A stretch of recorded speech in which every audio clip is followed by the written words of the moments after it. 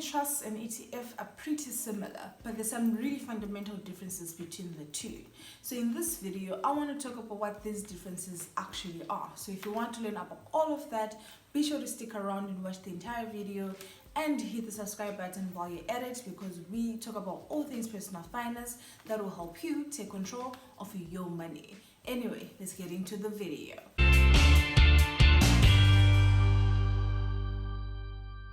What are we actually talking about when we speak about unit trusts and ETFs?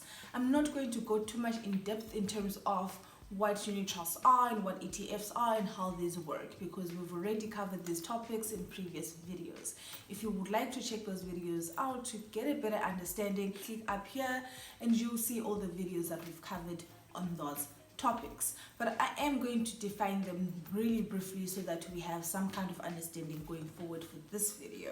So when we're talking about unit trust, we're talking about an investment product where investment company pulls together funds from different investors and then takes those funds to then invest in different assets. Who actually makes the decisions on what to invest in? That would be the fund manager.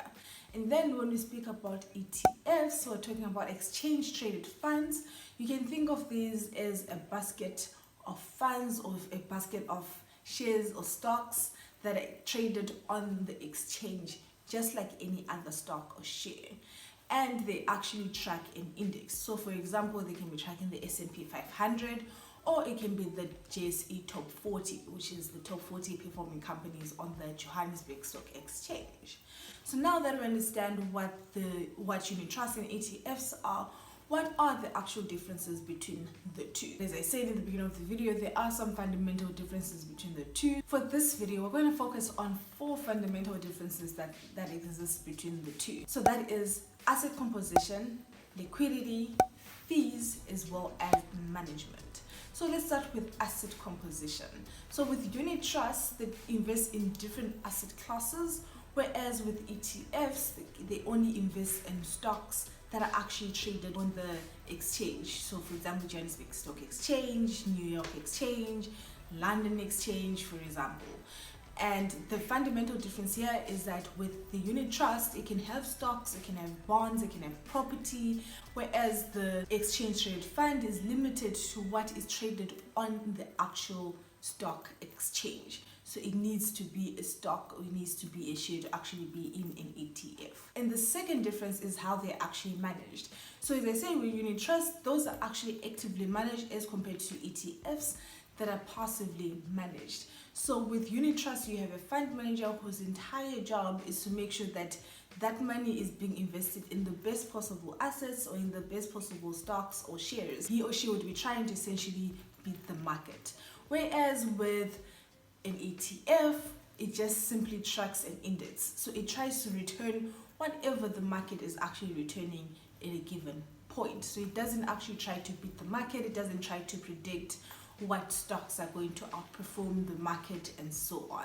So that is the fundamental difference there. And that actually also kind of leads to the third difference between the two, which is the fees. So with the fact that unit trusts are actively managed, that actually also comes with increased fees in terms of you need to actually pay a financial advisor and so on. Whereas with an exchange traded fund, you don't actually need to pay a financial advisor. The fees are really low because essentially you can buy it yourself. You don't necessarily have to go through a company, which is the case with the unit trust. You can't buy them on the exchange. You literally have to go to an investment company directly to buy a unit trust. Whereas with an exchange, you can just download a broker like Standard Bank, what is it called?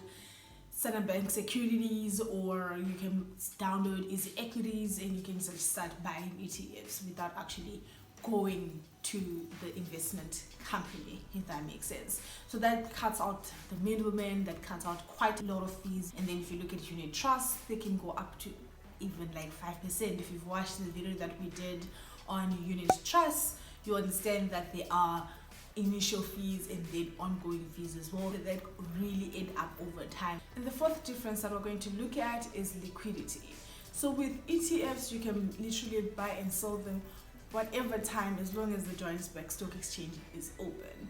Whereas with the unit trust, these don't actually trade on the exchange. So you literally have to wait until close end of day or close of business for you to actually buy a unit trust, because what happens is that the fund manager has to calculate the value of that unit trust each and every day to actually keep it updated. So the price that is at yesterday won't be the same price that is at today, so you have to wait for close of business for them to do those calculations and rebalance and all of that for you to actually be able to purchase a unit trust or even to sell one. So there's always different fees attached to it. So you'll pay fees for selling it, you'll pay fees for actually buying one. So those are all things that you actually have to kind of consider, especially keeping in mind the fact that fees are so important when it comes to investing. So unit trusts are harder to actually sell and buy, whereas ETFs are easier to buy and sell, because you can do this at any point during the day as long as the stock exchange is open. I really hope that these 4 differences help you understand how to actually think about unit trusts and ETFs as separate things, because they can kind of sound a little similar, but trust me, they're very different in terms of how they actually operate intrinsically. And if this is your very first time here, thank you so much for clicking on this video. I hope you found this content helpful. We have a video out for you every single week that will help you take control of your money. So be sure to hit the like button, leave a comment down below, and join the community by just smashing the subscribe button. And until I see you on my next video, bye for now.